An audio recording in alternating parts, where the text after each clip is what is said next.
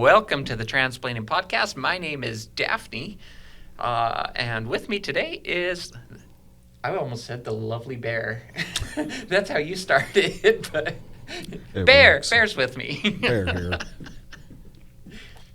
And today's guest is a friend of mine, Geoff, who is a licensed mental health counselor, and he joins us from Longview, Washington.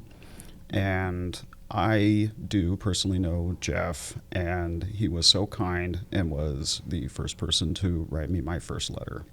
And I am so excited to have you here with us. I'm glad that it worked out for you. You just had your surgery, yeah? Mm-hmm. And it looks amazing. Thanks. How do you feel? Thanks. I do feel a lot better. Yeah. I feel a lot better. There is a giant confidence that is, I feel like, that's it. I'm all resolved. I'm all good to go, and life goes on. When you went in for your consult, did you tell the surgeon there's a couple of things you needed to get off your chest? Yeah, that's exactly what I did. Yeah. And so with that, immediately, Geoff, I want to just quickly ask, the difference between, licensed mental health counselor, how does that differ from a psychiatrist and a psychologist or just a regular therapist? Well, licensed mental health counselor in Washington is equivalent to what you would call a licensed professional counselor in Oregon or anywhere else, and that's generally who you're talking about when you say a regular therapist. I do psychotherapy. I diagnose people. Sometimes I do some psychological testing. My degree is a Master's of Science in Psychology. I have all of the doctoral training up until dissertation, and then I ran out of money to keep going with that. So, you can call me almost doc, I guess. I don't know. Almost doc. Almost doc. I got licensed at the master's level. To be a psychologist, you need a PhD or a PsyD in psychology with clinical training. And that allows you a couple of things. First of all, it allows you to do some more complicated assessments and testing and test interpretation and some of the forensic work as far as expert testimony and whatnot. A psychiatrist is a medical doctor who specializes in mental health disorders. And they sometimes do therapy, but a lot of the time they do an assessment, they write you a prescription, and they tell you go see a therapist. So where do you fit in this again? I'm the therapist. I'm the therapist. I'm the guy that you're going to sit on the couch and tell me all your problems, and we're going to sort through it together and piece it apart and, use some of the therapy techniques that we have to, try to make sense of your life and make meaningful change. I want to ask, do you have one of the lounges in there? People can lay back. Oh, a chaise lounge. No, that'd be nice. I do have a poster in my office of a unicorn laying in a chaise lounge like that, and the doctor is in a chair and he's saying, you really just need to believe in yourself. I love that. Yeah. You really need to believe. That's like the jokes you were telling right before we started. Well, I don't know if you've ever felt like a unicorn, but certainly me as a bisexual man, I was told, that I didn't exist, that there was, that wasn't real, or that if I was gay, I should just say I was gay, or whoops. Totally called it. There we go. Or if I was just trying to be trendy, I should stop at whatever. But it's like, no, yeah. I can be a sofa bed. A sofa bed. A sofa bed. Yeah, I might look like a sofa, but I can be a bed. And whether I'm in sofa form or bed form, I'm still a sofa bed. Sofa bed. Mm-hmm. Okay, I was mishearing that. I was hearing sofa or self-a-bet. Like self-a-bet? Yeah, yes. Almost like the like a what do they say? Alphabet soup, whatever. Yeah, but you're the self-a-bet. Self-a-bet. You're everywhere under it. Yeah, and so I kind of relate to the unicorn in that sense. Being told, you don't belong anywhere, you don't fit in, you don't really exist, and that sort of stuff. I'm sure you've never had an experience like that. Oh, there's... Never. I wasn't ready for the question. Oh, you thought you were going to ask all the questions. No. And then you invited a therapist on. No, it caught me off guard. Mm-hmm. I should be more ready for that. That's all right. Okay, so sofa bed. You're licensed clinical social. Is that what you said? No, a licensed mental health counselor. Licensed mental health counselor. What made you get into that? Well, the simple answer is that when I was very young, someone helped me, and I thought I'd like to help other people like that too. I like that. Mm-hmm. It's actually been an interesting thing that we've been seeing is that the people coming in, it was somebody's experience that changed them when they were younger that's been bringing them in. Mm-hmm. So that's, I don't know, it's something I didn't expect to see, but it's been kind of a recurring theme we've been seeing, and I've really enjoyed hearing that. So you brought a book here with you, the DSM-5. Mm-hmm. Can you explain what the DSM is? Because like you'll hear it in a lot of arguments about trans people. You know, they go, oh, well, they're in, gender dysphoria is in the DSM-5, so clearly they are sick. Well, I mean, we also have pica in the DSM-5, which is heard of pica. Pica is a condition where little kids put non-food items in their mouth, and it's really difficult to stop. Now, is the kid sick? Is there something wrong with the kid, or is that just a condition that some kids have? I guess it depends on what the kid puts in their mouth. Yeah, that is they true. might get sick. Yeah, it could be a problem for them, but it's not a disease in that sense. Right. Right. So what is the DSM-4 then? Well, the DSM, it's on their 5th edition now. It's the Diagnostic and Statistical Manual of Mental Disorders, and it is published by the American Psychiatric Association. There's a lot of research that goes into each edition of these. As a matter of fact, when this edition was published, they had some alternative diagnoses, particularly for some of the personality disorders and some different conceptualizations that they wanted to include, but the task force that was working on that hadn't their data compiled by the time the publisher was ready to publish. So they included it as an index, but we're still supposed to go off of the criteria in the front of the book. Now, my understanding is there's already a DSM-6 out, but everybody hasn't caught up to it yet. I think they're at the DSM-5 TR or text revision. Okay. At this point, which is what we were using before. This was the DSM-4 TR or text revision. It's like with the software upgrades where they're like, this is 2 or upgrade 2, and then this is 2.1 and 2.2. Yeah. Okay. So one big change that happened between the DSM-4 and the DSM-5 is that they renamed this condition. It used to be called gender identity disorder. Now, you can hear in that there's already some pathologizing going on there with the word disorder. Right. Okay. So they removed that and they put simply gender dysphoria, which is a bit more descriptive of what is happening with the person. And the definition in here is it's 3 parts, just like with all of our definitions. Well, this is 2 parts. There's an A criterion and a B criterion. And the A criterion says it's a marked incongruence between one's experienced or expressed gender and assigned gender of at least 6 months duration as manifested by at least 2 of the following, : and we've got 6 bullet points here, right? 1, a marked incongruence between one's experience, expressed gender, and primary and or secondary sex characteristics. Okay, sorry, you were on... So basically, Part it's a marked incongruence between one's experienced or expressed gender and the gender assigned at birth. First is a marked difference between that experienced or expressed gender and the primary and or secondary sex characteristics, right? Primary sex characteristics are things like what your genitals look like and how your reproductive system operates.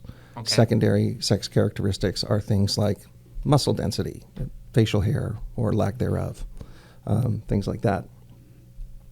2, a strong desire to be rid of one's primary and or secondary sex characteristics because of a marked incongruence with one's experienced or expressed gender. And number 3, a strong desire for the primary and or secondary characteristics of the other gender. We got a little problem here too, because this language, the other gender kind of speaks to the binary. Okay. Right? So it's Right. you have to want to be the other thing. It gets better in the next criterion here. They say a strong desire to be treated as the other gender, and in parentheses, or some alternative gender different from one's assigned gender. So there they went ahead and they used some inclusive language to try to grasp the nuance of people experiencing gender outside of the binary. Okay. And then 6, a strong conviction that one has the typical feelings and reactions of the other gender or some alternative gender different from one's assigned gender. And then B, so that was all under A, right? You have to have at least two of those. And then B is the condition is associated with clinically significant distress or impairment in social, occupational, or other important areas of functioning. And now that's the criterion that is in all of the conditions that are listed in this book. It's not just that you feel that way, it's that it's causing you trouble in one of your important areas of functioning. And Can you give just like an example of that? Okay, so for example, I work with a young man who is having a difficult time going to public school and prefers doing school online because of the social dysphoria that he experiences when he's around other people. He hasn't started testosterone yet, and so he still appears very female and is often treated as such and misgendered. And so that would be a social functioning impairment. Okay. But also, since since it's easier for him to do his education in that setting, he's also missing out on the very important social needs that every human being has, and he expresses difficulty with that as well. Right. So it's a little bit of a two-edged sword there. So when you're reading those, the question that popped in my mind was, it sounded like a lot of the dysphoria comes around feeling different from the sex either assigned at birth or whatever your sex is, right? Mm-hmm. But then that brings into question for me intersex people, like, can you have dysphoria if you're intersex? Because it feels like that's like a mix of a lot of things in there. As a matter of fact, we see instances of gender dysphoria have an increased rate among people with differences of sexual development, such as Swyer syndrome or Klinefelter syndrome or some other difference in sexual development. Complete androgen insensitivity, XX female, etc. Or XX male. XX male. Mm-hmm. That, oh my goodness, now I'm the one Now you crossing did all it. the bangs. Okay, so you said there's a new one that's coming out, you believe, or is already out, the 5TR? Yeah, and I don't have a copy of that handy, but it's probably, I would guess that it's probably available somewhere online for free. My understanding is that a lot of the manual, so I was an electrician for a while, and you can find all of the manuals and code. You can find all of it free online, but you really have to dig through stuff to find it. They hide it pretty good because they want you to buy the book. I think it's right on the American Psychiatric Association's website. They're not trying to hide it. Mm. That's good. So what about a trans person then, right? Can you be trans and not experience dysphoria? That's the trick here, right? Because there were the two criteria. The A criteria, you have to have that marked incongruence. And then the B criteria, it's got to cause you trouble in one of your important areas of functioning. In just one area? But what if you know that you're trans, you have a marked incongruence between your birth assigned sex and how you feel about your gender or how you express your gender, but you get up and go to work every day and you have friends and you can take courses and get good grades and whatnot. Well, we really don't meet that second criteria in that case. And so then you have a trans person who doesn't meet the criteria for gender dysphoria. But the other thing is, too, is that our definition of gender dysphoria here is meant to paint with a kind of a broad stroke because there are different types of dysphoria. Some people are very dysphoric about the appearance of their bodies, and that's their primary concern. However, we find that most trans people who undergo transition, once they've got hormones and top surgery and basically are being perceived the way that they want to, that's about as much as they need. Only in cases where people have extreme genital dysphoria do we then, go ahead and recommend the genital reassignment surgeries. So they're not just handing those out like candy. No. I remember like when I first was coming out, I got a letter from my dad, and he asked me, he says, "So have you had the surgery yet?" And I'm like, "You don't just go down to the corner store and they have somebody there ready to nip it off, No, yeah. What was the process? How long did your process take from coming out to getting hormones to where you are now? I started hormones, I think 2.5 years ago, and then I refused to come out. There's going to be some like internalized transphobia here, right? From just the way I was raised. But it was I think 6 months before I came out, because I didn't want to come out unless I could pass. Well, air quotes pass, right? I was very much in I don't want to come out, and the feeling at the time, it's not a great feeling, but the feeling at the time was I didn't want to feel like a freak.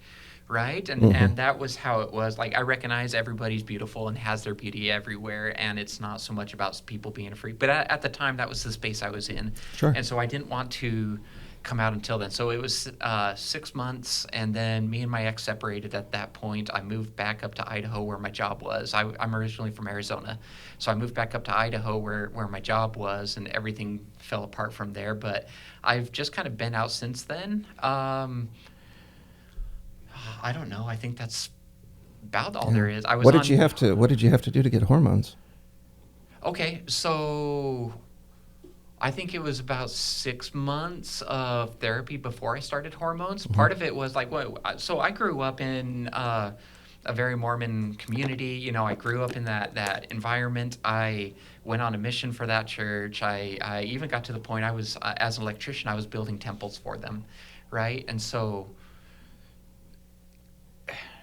I had recognized there were signs of me being trans, whatever, all the way back to a kid, right? We call that trans hindsight. Yeah, fair enough. Mm-hmm. Fair enough. That makes sense. So the signs really started sticking out to me around 12 is when I really started to notice. I was 20 before I put it all together and said, "Oh, I know what's happening now," Mm-hmm. And considering the community I grew up in, there wasn't any information about this, and I couldn't have figured, Mm-hmm. So it took a while for me to understand what was going on. But then, being in that culture also, I pushed it down for a really long time. And just, I'm sinning. I don't want to be that, so you're always praying for like forgiveness for being this awful being. And there was a purpose to this. Well, so you asked, they're not just handing these out like candy, Right? And so I just wanted to relate to your own experience, and so that you could tell us, you don't just go down to the corner store and right. And that's what it was. Get your stuff. I was working on a temple in Detroit, and there was a store there that I had known about 10 years before when I had decided to push everything down. And I had forgotten about the store and everything, but it was very much a trans positive store, and they specifically specified in people cross-dressing and helping them feel affirmed in that kind of space, right? And I was driving down the road, and I saw this store, and I promised my younger self, I was like, "Hey, if you ever come across this place, we're going in there." And then I forgot about it, right? But I'm driving down the road, and I go, oh, shit, there it is. It's right there. So I went in, and that was the mistake, right? It brought all the feelings back up, and then the egg cracked. Yeah, it did. And someone told me at that point, they're like, "You realize you're trans, right?" I go, "No, I'm not trans." And they go, so I went and looked it up, and I go, "Oh, that is me." That's exactly what I'm going through. Why are these memes so oddly relatable? Exactly, right? And so I went in, I said, "You know what, I think I need to see a therapist. Let's try to find a balance in all these things." And the more I went through the therapy, I understood more of what was happening with me. And as I understood that, then I go, you know what? I think I want to go on hormones. And who said that you should go on hormones, you or your therapist? Oh, good point. My therapist said it was up to me. And actually, in a lot of ways, she pushed against me, saying, I want you to be absolutely sure before you go on to something like this. And then after that happened, I went to go see the place providing the hormones, and they didn't just hand them out either. It was you had to prove to them that you were in that space before they would even give it to you. Yeah. It used to be that you needed 2 letters for hormones. Now, as an adult, you don't need a letter for hormones. Right. But as a youth, you do, but you only need 1. So, I mean, that's something that, at least in Washington, I don't know what it is in Oregon.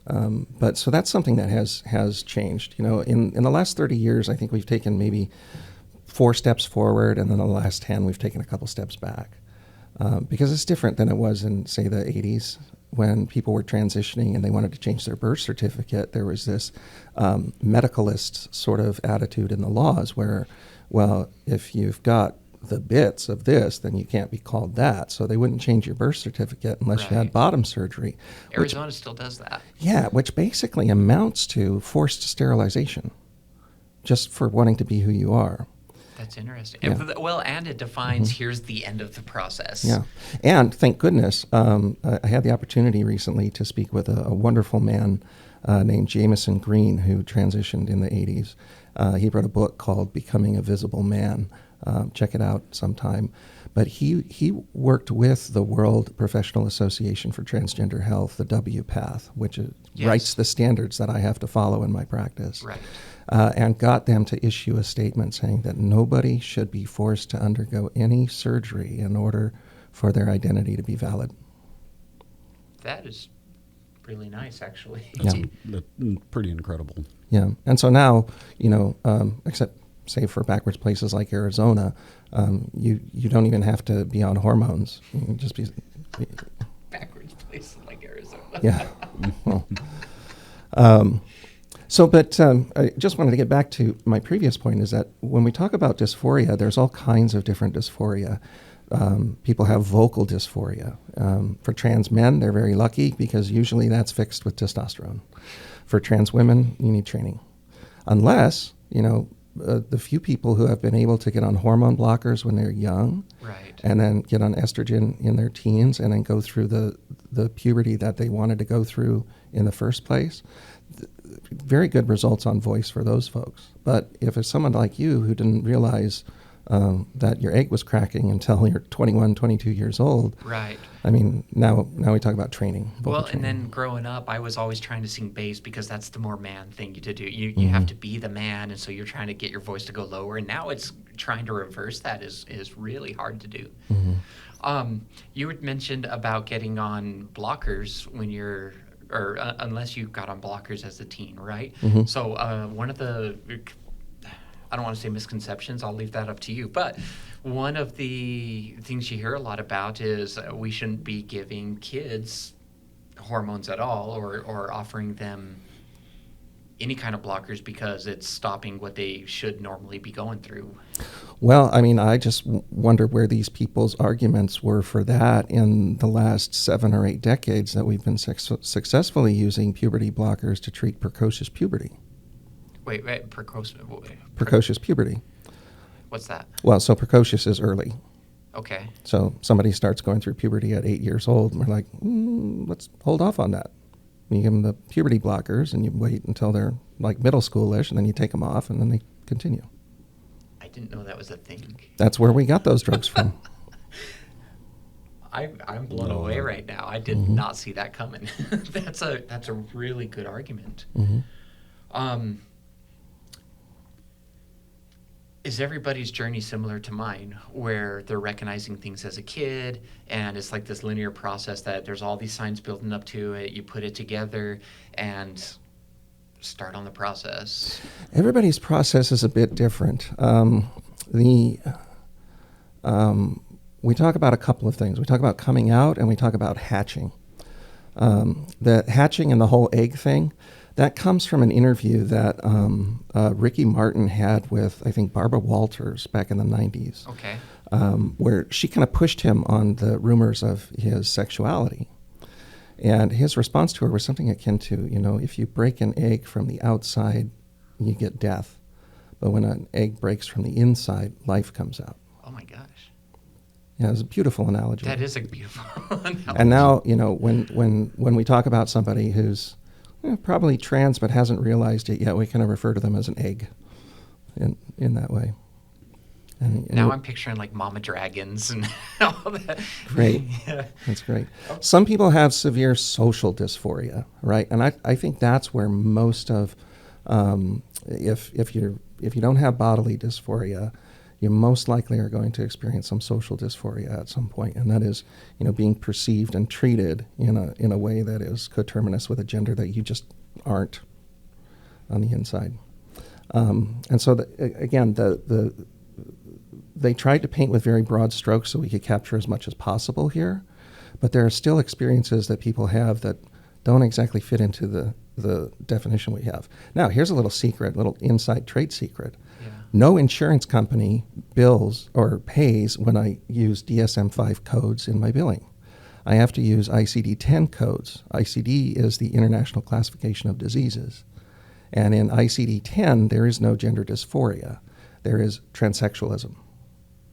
Well, I'm not a fan of that. I know, it's an outdated term. Yeah. But, if you're being seen for, gender-related stuff and they're billing for you, that's the code they're using. This is interesting because I was in IOP program a year ago, and the psychiatrist would come in every Tuesday or whatever, and he would say, "Hey, here I am. You've got me for an hour. Everybody can ask me whatever you want," because he's like, "Well, you can, right?" And he just says, "Now's your time. Ask me whatever questions you have." And how often do you get that chance? And so I asked him about gender dysphoria in the DSM-5. And his response was the reason gender dysphoria was even put in the DSM manual was because they needed a way to be able to treat these people and have insurance cover it. And so it was just purely added, if nothing else, because they're not considering it a mental illness, right? But it was added to make it so you can bill through the It's a condition, right? So and if I'm going to charge your insurance for something that I'm doing, I have to tell them that I'm treating something, right? And so we have some diagnoses in here which are fairly parsimonious, stuff like adjustment disorder with anxiety. Well, what that means is that something changed in your life and you're adjusting to it and you're nervous. Okay, but I can bill on that and say this is what I'm treating them for. But are you billing on the DSM-5 or on the IS? No, again, it's the ICD-10. Now, a lot of our diagnoses do match up with ICD-10. This one in particular doesn't. The reason why insurance companies are using it is because that's standard worldwide, whereas the DSM-5 is really just an American thing. Okay. Yeah. I was not aware they don't. Well, because it's the American Psychiatric Association. Even if you're not dealing with hormones and talking about surgery, and maybe you just want general therapy for affirming care, do you still have to use the ICD-9 or the ICD-10?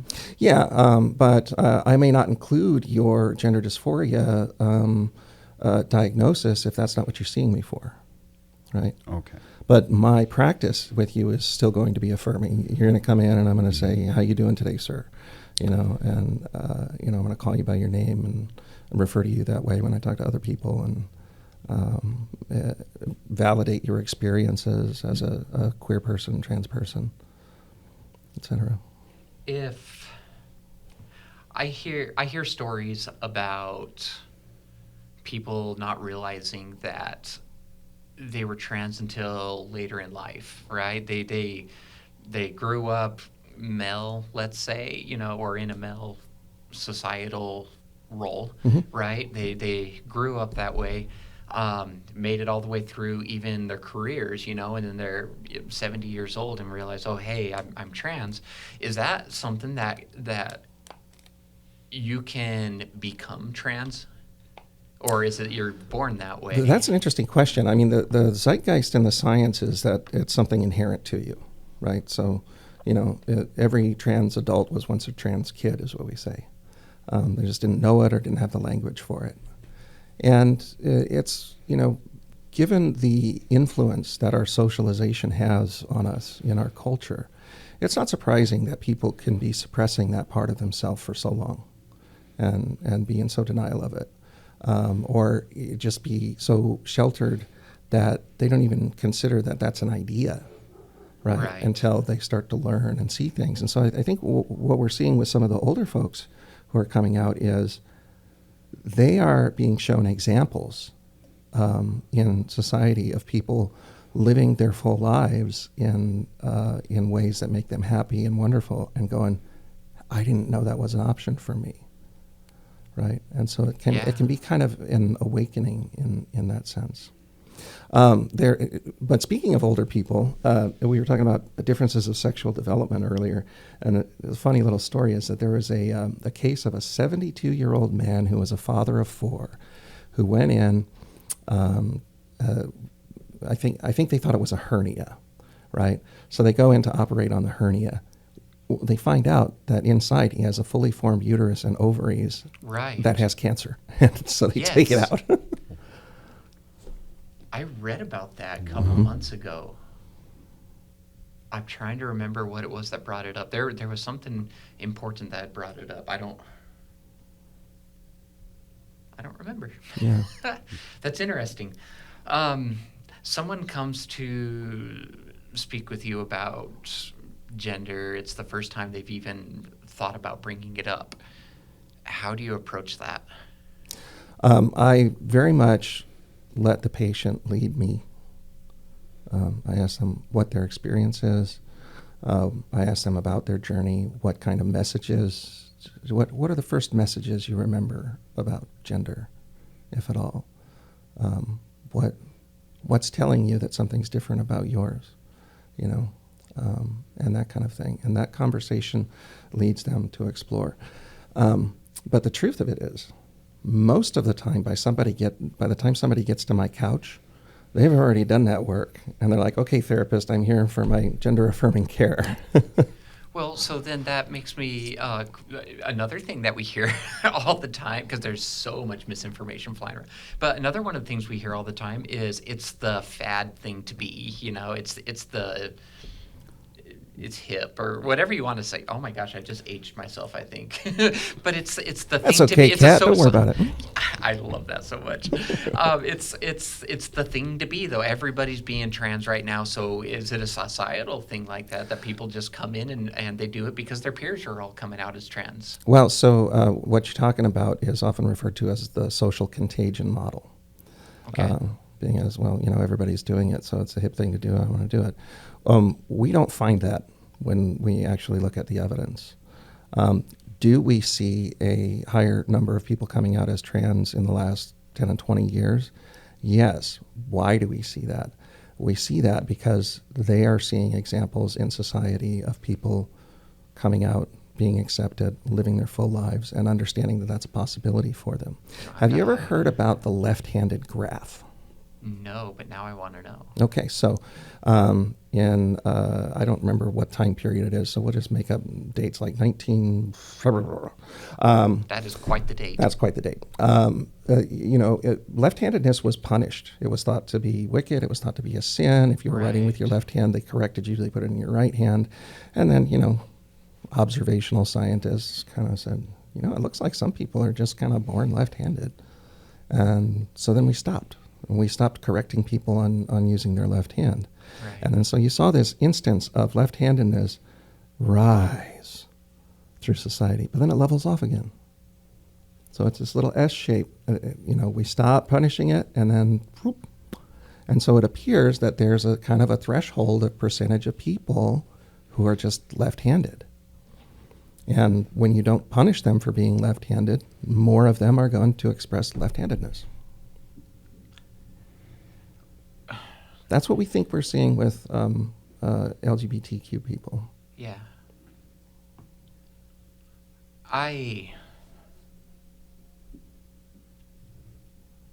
That's really interesting.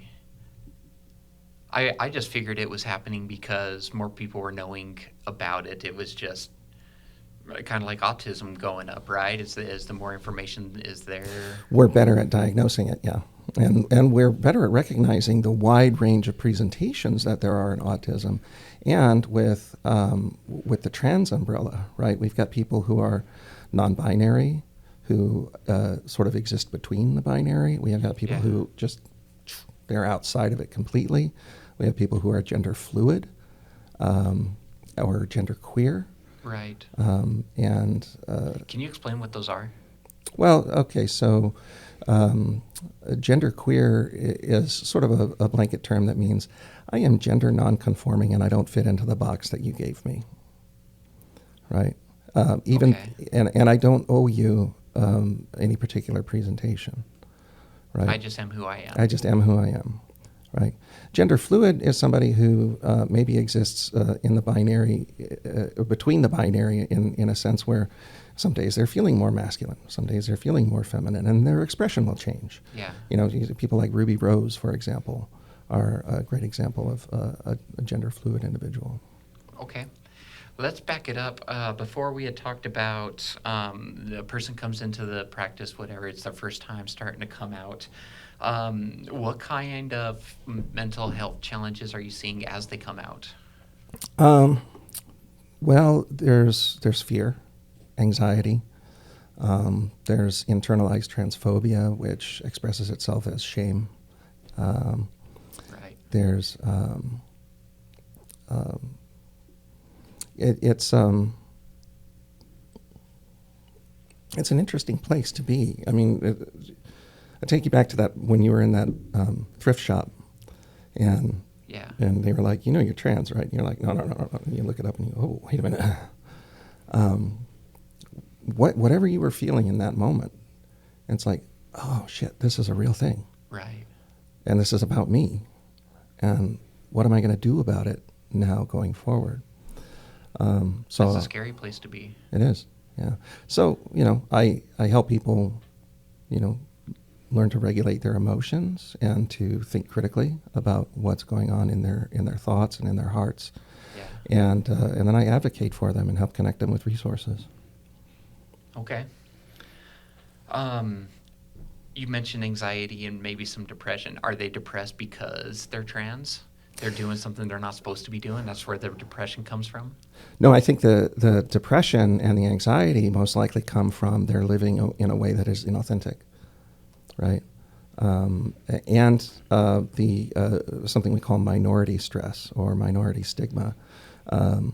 It plays into that too, because there are societal pressures. I mean, if you're, I don't have to have you imagine this, but imagine, if you will, that, you know, every time you turn on the TV, you hear some numbnut talking about how, you know, the parents who let you transition should be taken out and shot in the back of the head or some stuff like that. I mean, that's going to weigh on you after a while. I mean, yeah, I heard, Sure. I don't know, 2008, they were having the big push about legalizing gay marriage. I heard so many people at the time, we should go take all the gay people, put them on an island and blow the island up, you know? Mm-hmm. So, I mean, it's a lot, very similar to the... They're the same arguments. They're the same arguments. In fact, if you have a chance, you know, listen to some of Jamie Raines on YouTube. He goes by Jammy Dodger. He's a trans man from England. Totally from England. Yeah, totally from England. If it's Jammy Dodgers, they're definitely from England. But he makes the point over and over again. These arguments were the same when we were talking about letting women have credit cards. These arguments were the same when we were talking about civil unions between same-sex couples. These arguments were the same, you know, and they're talking, you know, if we allow gay marriage, then people are going to want to marry their sheeps or their dogs or stuff. That's sort of slippery slope fallacy. Well, now we've heard that recently with, you know, Kaya Rychek and the libs of TikTok making all these weird claims about litter boxes in schools because kids identify as cats and stuff like that. Are they really putting litter boxes in schools? No. And who's scooping that? Yeah, right? I mean, No. Take your own shit out. Yeah. They get the litter maids, robot ones. The litter room They buzz. climb in a little box and it spins around. Can you talk a little bit about the importance of pronouns? Yes. Pronouns are a part of speech, and we use them every day. I just used one now. I said we. And then I said I. So there's another one. You can't get away from them. We have gendered pronouns to indicate that we recognize the gender expression of another individual. Sir, ma'am, he, her, they, them. These are important because they let an individual know that you're speaking to them or about them, right? Honorifics, sir and ma'am, I don't see what if I say thank you or if I say thank you, sir, what did that add? I still express gratitude. But if I'm gonna speak about somebody, I'm gonna I'm not gonna say their name. Well, I mean, the safest thing to do would be to say somebody's name every time you refer to them. You'll never get it wrong that way. Yeah. But we have nouns which are antecedents and pronouns, and you attach your pronoun to the closest antecedent that came before it, and there you go. So if I'm talking about somebody and I'm referring to them or their stuff, I'm going to use a pronoun that matches the gender that they are expressing. And if I'm not sure what gender that person is expressing, I will probably just use their name or maybe just ask them, hey, what pronouns do you like? Fair enough. Mm-hmm. I mean, and it just shows a little bit of respect toward humanity by asking them that, because Mm-hmm. I think the purpose of the sir and ma'am at the time was an antiquated version of respect. Mm-hmm. And so I think this is just an updated version to ask them what pronouns they would prefer to be used. Mm-hmm. Can we talk a little more about the social side of things and what kind of challenges you're seeing trans people go through with societal affirmation? Like, what are you seeing as challenges when a trans person doesn't have that social support? So when a trans person is in an unaffirming environment, so you get a kid whose parents are politically conservative and maybe religiously conservative as well, and they refuse to recognize the kid's identity. The chances of that kid developing depression, anxiety, other mental disorders go up, and suicide. Having just one affirming adult in a trans youth's life can reduce their suicide risk by 50%. That's a better stat than I had. Yeah.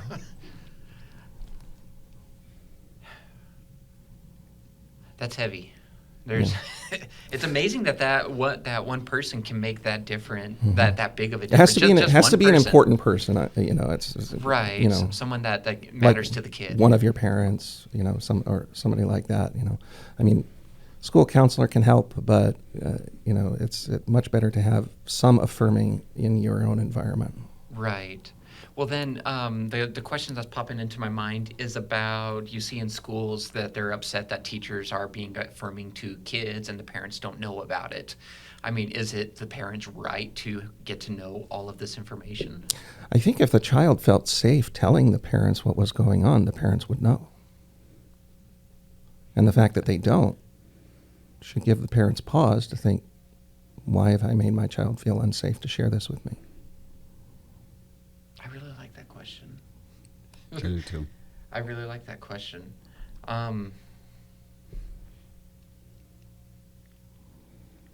How do you find a difference between the mental health conditions that are related to gender dysphoria versus not related? Because easy. When the person undergoes the treatment for gender dysphoria, which is transition, those that aren't related to the dysphoria stay, and those that were go away. I mean, it makes sense. At its core, it makes sense. Yeah. But then it feels like, it almost feels like the doctor just throwing meds out to see what sticks, doesn't it? Well, no. I mean, so again, we go back to that WPATH standards of care, and there's a little bit of gatekeeping in the medical community, right. and therapists like me are kind of like at the front of that gate. I mean, cis women can have top surgery, but then a trans man can't. Well, that's not the kind of gatekeeping I'm talking about here. No. I'm talking about ensuring that I'm following the standards and that what we're doing for you is the right path for you. So, Okay. for example, we want to know before we put you on hormones that are going to make permanent changes to your body that this isn't some temporary thing that's happening because you're in a manic episode or you're having a psychotic delusion or something like that. And so the WPATH standards of care say that when I write my recommendation, I have to put down everything that I think you meet criteria for, and I have to be able to say that it is managed either by medication, therapy, or a combination of both. I know for like bottom surgery, you have to have a year's worth of therapy behind it to show that it's not just a quick thing that, they popped in, got a letter, and ran out. Mm-hmm. That can also depend on the person's history. I mean, if I've got a trans person who's been running around almost fully transitioned for 5 years in their life, and they come and say, I think it's time I want to take care of downstairs. I mean, they don't have to see me for a year, right? They've already been living a life for 5 years, and now they know what their next step is. And I can speak to that in when I take their history and I give a little psychosocial history in my recommendation. Is people getting lower surgery required to satisfy being trans? No. Mm-mm. You don't have to have any medical interventions at all to be trans. Just social can be enough. Yeah, you can just say, I'm a dude. Got tits, but I'm a dude.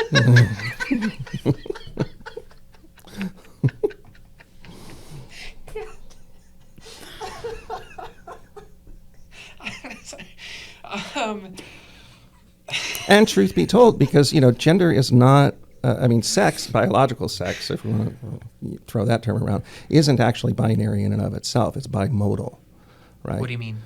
So people with an XY chromosome are going to tend to develop.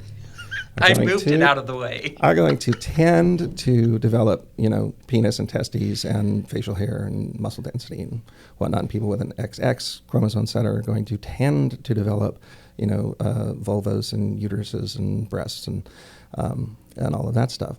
But those are, averages. Those are bell curves, and they kind of cross over. There is a condition called gynomastia, which means female breast, but it is when men develop female breast tissue. They're always the ones swimming without a shirt on. Too. There are conditions of macrocliteri as well, where a cis woman without any other interventions has grown a rather large clitoris that resembles a phallus. Right. There are cis women with very pronounced Adam's apples. And then there are cis men, like me, who don't have one, right? So all of these things that we think of that sort of separate us into these categories of male and female, they don't exist in that binary system. It's bimodal, meaning that there's kind of two peaks in the bell curve, but all these other things still exist. I mean, everybody has the same hormones. They're just different levels of them. Exactly. Mm-hmm. Okay. What are some of the mental health risks that are associated with transit? Like, are there risks to transitioning? So the risks to transitioning come with social consequences mostly. We see some people propping up people who have detransitioned as sort of a model for, look what this person went through and now they regret it. Right. What we find is that, first of all, any surgery in general has a satisfaction rate of about 86%, right? So there's a regret rate around 14%. That's everything from, facelift to appendectomy to, colonoscopy, et cetera. Gender-affirming surgeries have a regret rate of less than 1%. I understand that that's depending on the surgery. Male to female bottom surgery will be less than 1%, but my understanding is female to male bottom surgery has a much higher percentage. Okay, so we're talking again population-wise. So yes, it's going to vary from procedure to procedure, and phalloplasties have not gotten great over the years. Okay. But for some reason, vaginoplasties are really good. We're really good at making pussies. Don't know why. Could be a patriarchal societal thing. Patriarchal. I'm sorry. But Oh my goodness, make the kitty cat purr. But people are still, when they have that severe genital dysphoria and they have that procedure, most of the time they're satisfied with the results. And to the myth of desisters or detransitioners, there was one study that came out that was totally debunked. And in fact, you can watch Drew McCoy on Genetically Modified Skeptic on YouTube break down the myth of the 80% detransition rate. It's way out there. No, it's less than 1% of people who detransition. And of those people who detransition, their reasons for detransitioning are social. They couldn't get along in their job. Their family rejected them. Religion, etc. And of those who detransition for those reasons, when they change their situation, when they get into a more affirming space, they re-transition back. So That is interesting. there may be a handful of people out there who go through transition and are like, man, this wasn't right for me. That's a very low number. Right. Fair enough. And part of that is because we have all these safeguards in place. The World Professional Association for Transgender Health standards are by law what I have to follow in the state of Washington, in addition to the little extra things that the state of Washington puts on it. Right. Okay. Are you finding that there's differences in I don't know, the experience of being transgender across different racial or cultural backgrounds? Certainly, anytime our identities intersect, we're going to have to deal with what one identity brings up for us, what the other identity brings up for us, and what they bring up together, right? So if I'm a black trans woman, I'm having a different experience than a white trans dude. Okay. Makes sense. Yeah. That actually makes a lot of sense. That makes a lot of sense. Got one more question here for you that I can think of. What's one thing that you wish more people, maybe even providers, understood about trans people? Oh, the experience that they're having is real and valid. We have studies that back up the validity of those experiences. So the brain scan studies, neurobiology. Richard Sapolsky does a great talk on the neurobiology of transgender people. That what's going on is an actual thing. And it's not just something we're all making up and pretending about, or as Richard Dawkins would say, delusional about. I mean, aren't the studies produced by companies that are trying to get a specific result? Yeah, we got to trans all the kids, right? No. Serious about this. It was a Danish study just followed, I think 10,000. It was a big sample size of trans youth for about 20 years. I can't remember exactly what it was they were looking at, but again, their results consistent with the lived experience that people are telling us. I really like that. Mm-hmm. Okay, you weren't prepared for this. I brought a game, if you're down for a game. Sure. Okay. I call this game Shrink This. All right. So the way it's going to play is I'm going to present a situation, and we want you to shrink it down to one sentence. For example, all emojis are replaced with pictures of turnips, Maybe the result can be sometimes life swipes your smiley faces for turnips, but the key is still learning to send the message. You lost me. Do you have a different example? Sure. A person's convinced that their toaster is secretly judging them. So the response could be like, it's not about the toaster, it's about what you're projecting onto the toast. I got you.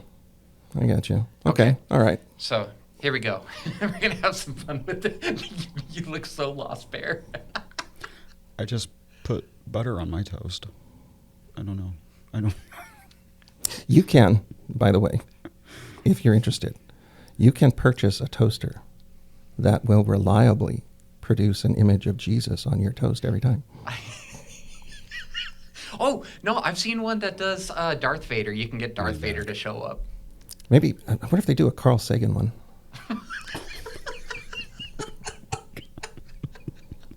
I love you. That's amazing. All right, so here we go. Shrink this. Humanity suddenly remembers every awkward thing they've ever said all at once.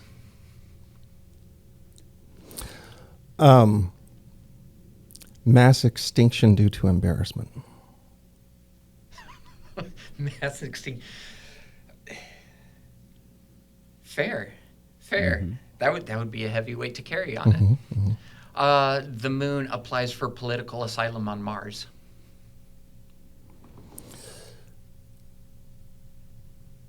Even our closest celestial neighbor thinks Earth is crazy.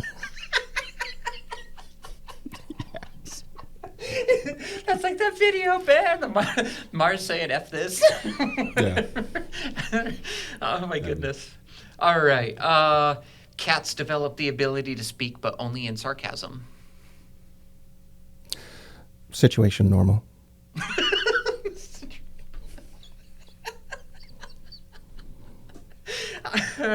All coffee is replaced with lukewarm broccoli water.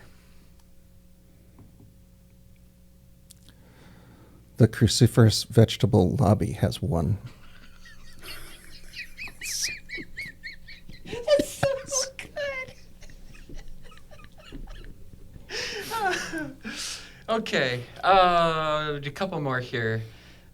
Gravity is temporarily suspended, but only in your apartment.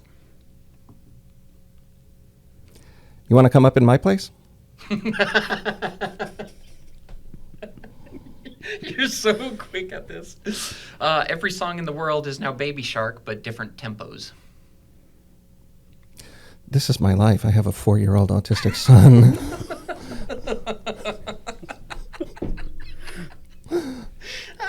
Oh my goodness. All mirrors are replaced with pictures of Nicolas Cage.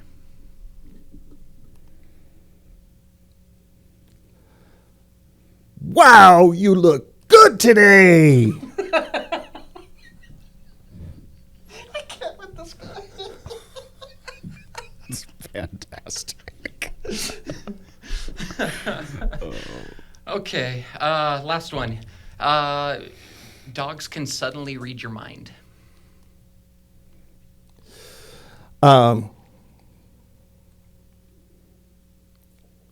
My dog started walking the priest next door.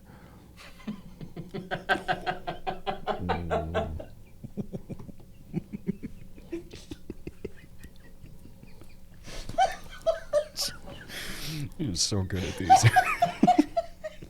And so quick. It was so fun. Oh my God. Okay. Geoff, thank you so much for coming on the podcast. Is there any way that people, any shout outs or anything like that? You had mentioned earlier there's like but before we started the podcast, there's YouTube channels, stuff like that. Well, I have a couple of YouTube channels. There's zero content on them right now, but that'll be coming.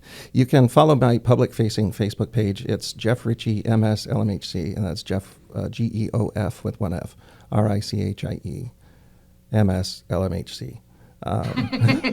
ABCD. ABCD, LGBT. The clinic where I work and where we specialize in affirming care is called Wild Heart Society. You can visit wildheartsociety.org. And for parents of trans kids, there's a link on there to the Camp Wild Heart podcast by Mackenzie Dunham, and great resources and information for you there. Wonderful. Thank you so much. You got anything else, Bear? No, I just wanted to thank you again, Geoff. Like, this was that was a lot of information, a lot of great, solid information, and I personally thank you for joining us today and sharing your experience and all of your insight. That I just just want to thank you. Well, thank you, and any excuse to get down to Portland. Oh, sure. Keeping it weird down here. Mm-hmm. That's right. Thank you again. Anybody listening, feel free to go follow us. We're on all of the socials. Make sure to spread the word. We have been growing, actually, really well over the past week. I think we had 300 new subscribers. We went from 69 to 369. So make sure to follow us, share everything. This is important work we're doing. I've received amazing messages from people. I had one the other day. Someone wrote me and just said, "Hey, oh my God, you guys have given me a reason to live again." So that's good stuff. It's really good stuff. It's important work. So please share everything. That it helps us. It means a lot to us. It's a personal thing for us. So thank you again for listening to the Transplaining Podcast, episode number 3. And y'all have a wonderful day. Welcome to the family.